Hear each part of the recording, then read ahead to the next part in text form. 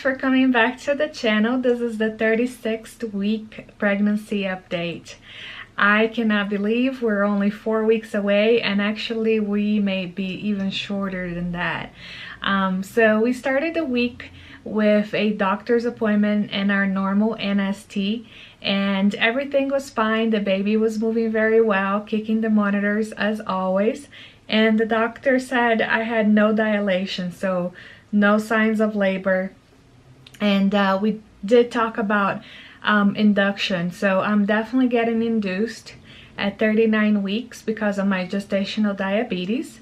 There is a higher risk for stillbirth, for placental complications or failure, and it just doesn't make sense to get this extra risk so far into the pregnancy. So it's better just to go in and get induced and make sure that the baby is out and safe. And he's gonna be induced at 39 weeks, which is considered full term, so no problems for the baby there. And I agree with the doctor with this decision.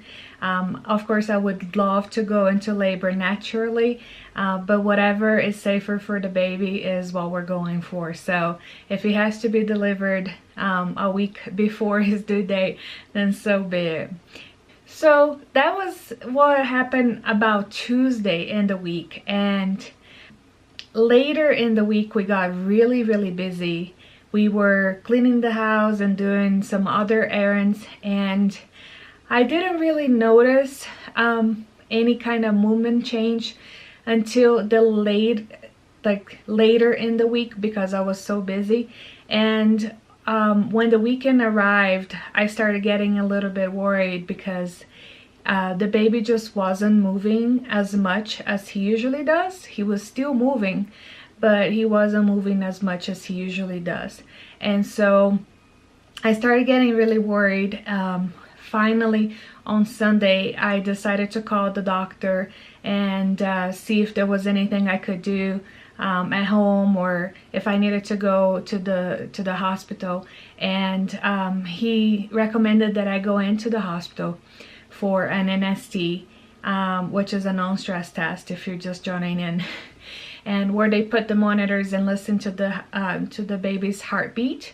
And they're looking for variations in the heartbeat for accelerations and decelerations within a certain time frame.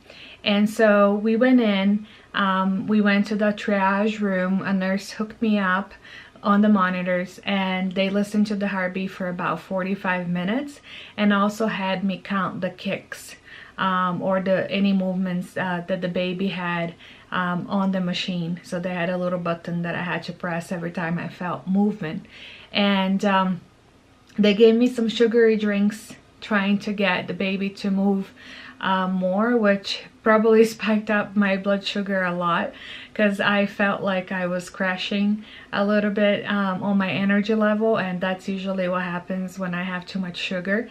And so we were there for about 45 minutes. We were admitted to the hospital, and after 45 minutes the nurse and the doctor checked the heart rate on the monitor, and they said it looked fine. The baby wasn't moving as much, but they were satisfied with the movement, with the amount of movement during the time that we were there. So we were discharged and we came home. So that was quite a scare.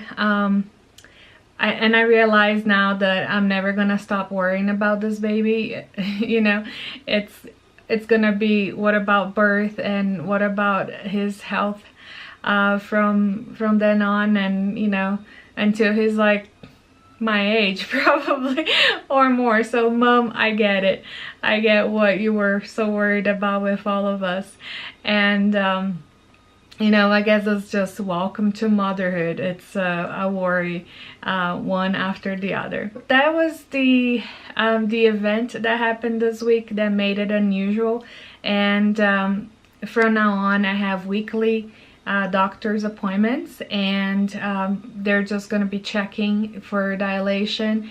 I have already had the strep B test and it came back negative. So we're good to go, and we're just waiting for labor, and the baby now is in command. It's like he's in control when he comes, or not.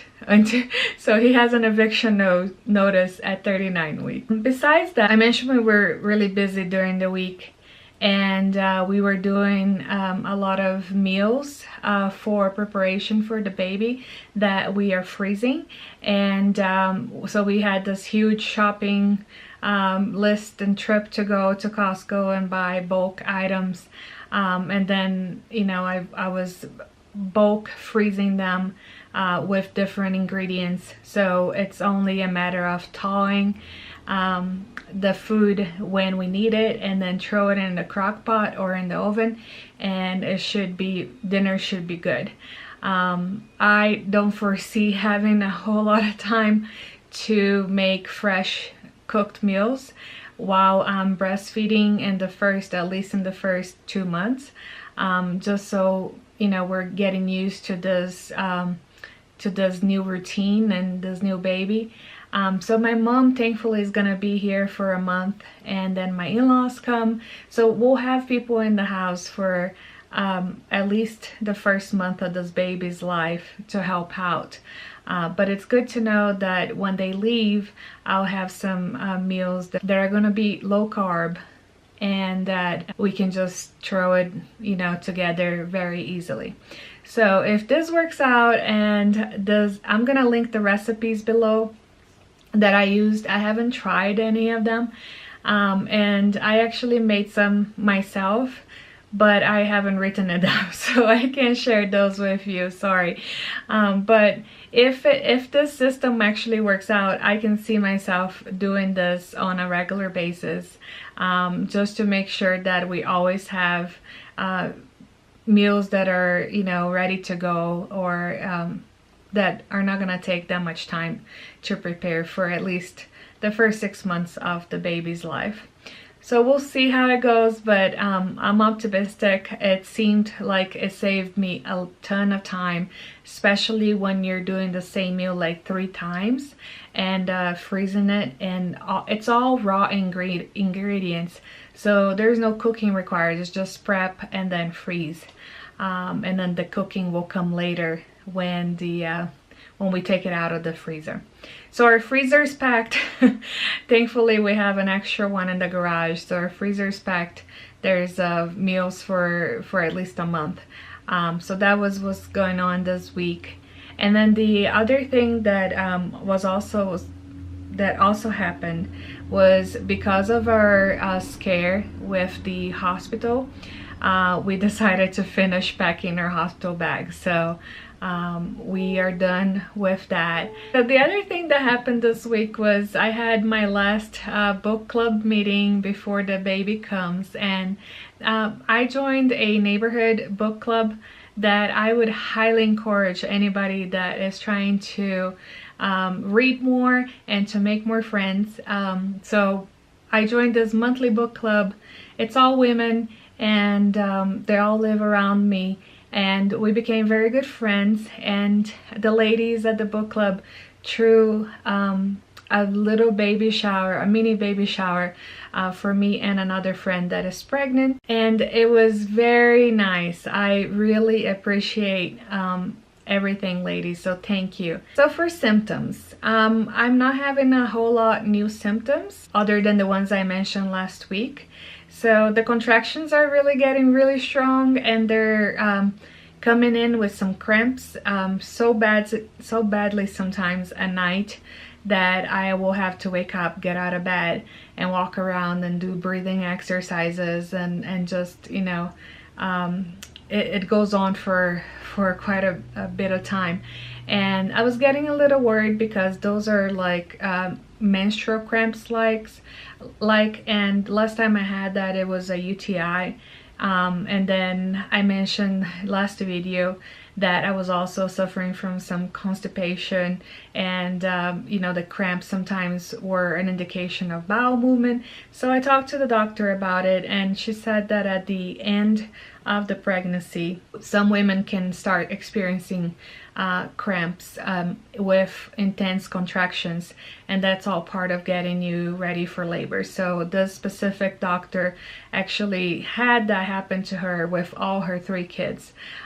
So she said it's completely normal. She did check my urine again for an UTI just to make sure, and it was negative. But you know, she said this is getting ready for labor, and which makes me a little bit more relaxed, but at the same time very scared, because these are very painful cramps and contractions. So we'll see what happens on the day, but I don't think my pain tolerance is that great that I would be able to do all completely natural labor. So that's one of the symptoms that has been getting stronger. And then the other symptom, I don't know if it's really a symptom, but some people say that at the end of the pregnancy there's this nesting instinct and you start cleaning like crazy. And I don't know that we got that, but the hospital visit gave us a pretty good wake-up call. And so I started cleaning earlier in the week, you know, just in preparation for having the baby come home. And then my husband got the kick, and we ended up, you know, deep cleaning about 2 floors of the house. And it was like, we don't usually do this other than once a year, and this was our once a year. And so the baby can come home today and crawl on any floor and he'll be fine, you know, or be left in any floor because he's not gonna be crawling. But that's what happened this week. We're just waiting for this baby now, and you know, it's up to him when he's gonna come out. But I can tell you, I don't think he's like coming anytime soon. He's gonna really need that eviction notice at 39 weeks because the belly hasn't dropped, and he just feels very cozy in there, even though it's getting a little uncomfortable, I'm sure, with the lack of space. But you know, there's no signs that labor is starting or anything like that. So that's it for the 36 weeks. I'm gonna do the belly shot. All right guys, so I'm a little short of space here, but this is the belly from the front. I think you can see my belly button poking out. Sorry if that grosses some people out. And this is from the side. So you can see the belly hasn't dropped yet at all. It's still very high up, and I can feel his butt around here. So he's facing down, and his legs are on the side and his back is on the side. So I can actually feel his back, and when he kicks around here, but mostly his butt movement on the top here. If you like this video, please give me a thumbs up, and if you have any questions, leave it in the comments below. And don't forget to subscribe if you haven't yet, and share this channel with your friends. Thank you so much. Have a great week. I'll see you next week. Bye.